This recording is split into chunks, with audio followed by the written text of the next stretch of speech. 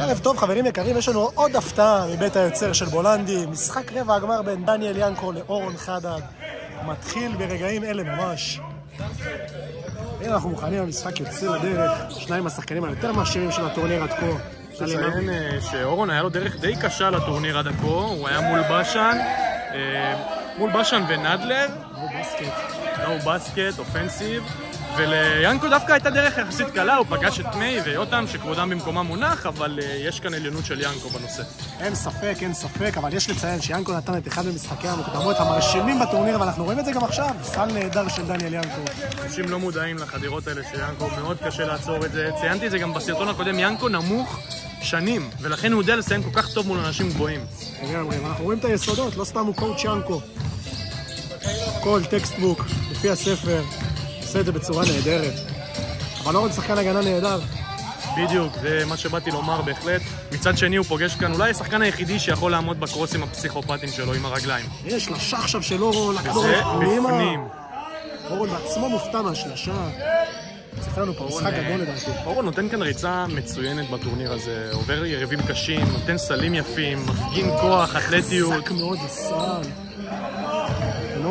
לא היה פאול, ינקו יודע לשמור מעולה בלי לתת לסחוט את הפאולים האלה, קשה מאוד לסחוט נגדו פאולים. ינקו צד שמאל ועם הסיבוב, זה עוד סל ענק של דניאל ינקו, ממשיך עם הכושר הנהדר שלו בטורניר. הולך להיות כאן משחק מאוד קשה. 2-2, משחק צמוד במיוחד.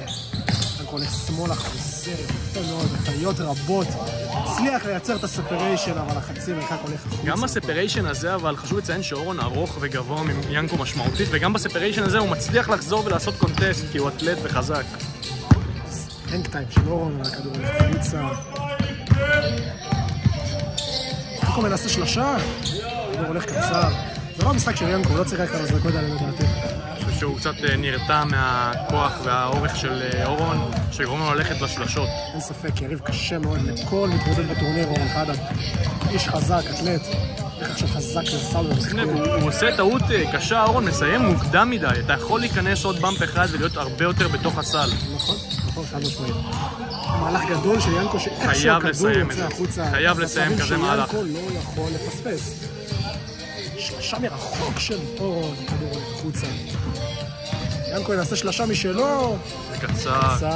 חמד, עקית פה לריב. טעות חזקה של אורון, טעות קשה מאוד של אורון לוותר על הכדור הזה. עוד שלושה. קצת עייפות ניכרת פה עם כל השלושות האלה. 2-2 מהתוצאה. משחק שוויוני וצמוד.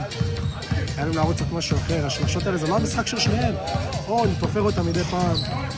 עולה אותם בווליום לא רב. שציין שאורון אחרי משחק גם היום שיחק מול נדלר, יריב מאוד קשה, משחק צמוד, ולכן ניכר שהוא מוטש. קורס עכשיו של אורון מנסה את החצי מרחק, הכדור הולך קצר. אורון צריך להמשיך לסל לדעתי. נכון, זו בחירת החלטות לא טובה שלו, אני מאמין שהיא גם נובעת קצת מחוסר אוויר.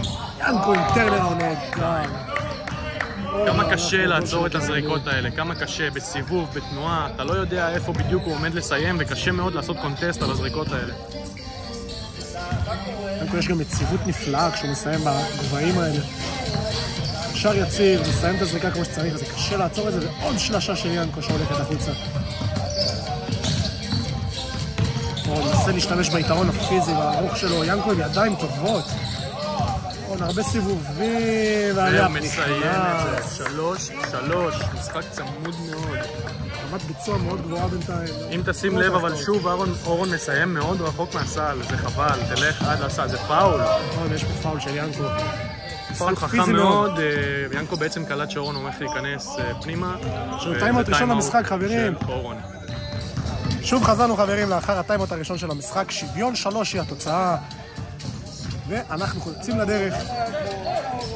אורון עכשיו, הרבה כדרורים, מנסה את החצי מרחק, הכדור יוצא החוצה. ויאנקו עכשיו ירצה לעלות. החצי מרחק משלו שאנחנו יודעים שזה הסיגנצ'ר שלו.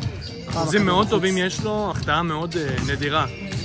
אורון חזק, במפ קשוח לחזה של ינקו. זריקה בסיבוב, הכדור הולך החוצה. קשה מאוד, קשה מאוד. ינקו, הרבה כדרורים, חצי מרחק כמו שהוא אוהב, נקי, ביור. אורון לא אוויר, אורון לא מספיק שומר כמו שהוא יודע. אורון צריך להיזהר מזה, אם הוא לא ישים את היד, ינקו ייקח את זה כל היום. זה נכון. ינקו עכשיו. כמה זה חשוב גם שיאנקו במילים אחרות, במרכאות, נותן את האמינות של הזריקות שלו שאורון לא יוכל לקחת צעד אחורה, הוא יהיה חייב לשמור צמוד. ניהול משחק מצוין של ינקו, ראינו את זה לאורך כל הטורניר. זריקה קשה של ינקו עכשיו, זריקה מצוינת של אורון. הוא יוצר גם את המגע, הוא מנסה להעיף את אורון בכל מחיר. משחק מאוד חכם של ינקו, יש הרבה מה ללמוד מהבחור הזה. אורון עכשיו מחזיר קצת אוויר, לוקח עם הכדרור, פנימה חזק לתוך הסל, תן במפ.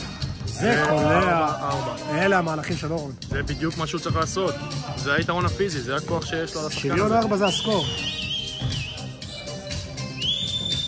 אורון חושב, אז זה הולך חזק שמאלה, סופק צעדים, במפ לחזה, ידיים טובות של דניאל ינקו. ומהלך חכם מאוד של אורון, ללכת אחורה רגע, לאסוף את עצמו. שלושה של אורון מרחוק, כדור שלושה אולי זה פחות מה שהייתי עושה. התשת אותו כבר, תחזור לסל ותסיים את מה שהתחלת. עם עוד חצי מרחק, אורון לא יכול לתת את הזריקות האלה. 5-4 צהור, דניאל ינקו. ינקו נראה עייף מאוד. גם אורון נראה מוטש. המשחק עכשיו הוא נטו מי רוצה יותר. שניהם הוכיחו שהם יכולים לקלוע אחד על השני, עכשיו זה נטו מי רוצה יותר. ידיים טובות של אורון. איזה מלחמה אדירה יש פה, אתם לא רואים את זה בפרייד, אבל יש פה זינוקים לפרקט. ינקו זוכה בכדור בסופו של דבר. נכנס לסל, ייקח עוד חצי מרחק. אורון לוקח... טעות של אורון, בנס הוא קיבל את ההחטאה הזאת עכשיו. מאוד מזל, חטאה לא טובה של אורון, וזה שלושה עכשיו שלו מרחוק. זה נכנס 6-5. לאורך כל הטורניר, איזה משחק אנחנו מקבלים פה. אורון נותן את השלשות האלה שמשנות את המומנטום לאורך כל הטורניר. כמה הוא טוב בזה. משחק נהדר, שלושה נגמר. שלושה של אורון, וזה 8-5. אורון ברבע גמר, כל הכבוד לאורון, כל הכבוד לאורון, ינקו, אתה שחקן נהדר, כיף לראות אותך משחק, אפשר ללמוד ממך המון, תודה רבה על טורניר נפלא, ברכותיי. אורון, אחד שלושה מצוינת, עולה לשיעור הבא. היידי אורון! היידי אורון!